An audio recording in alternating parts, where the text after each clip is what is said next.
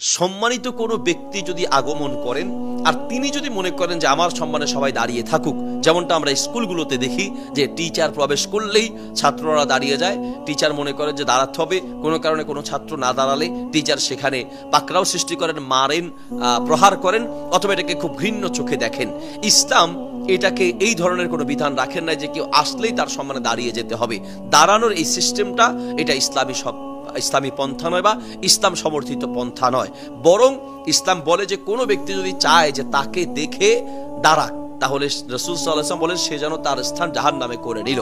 তাহলে আপনার সম্মানে দাঁড়াতে হবে এইরকম কোনো কিছু মনে করা আপনার জাহান্নামে যাওয়ার একটা কারণ। বাকি করে যে সম্মানিত ব্যক্তি আসছে তাকে স্বাগতম জানানোর জন্য এগিয়ে গিয়ে তাকে ধরে নিয়ে আসা, যেমনটা যায়েদ রাদিয়াল্লাহু আনহুর ব্যাপারে পাওয়া যায় যে তাকে উঠে গিয়ে একটু এগিয়ে নিয়ে আসা হয়েছে।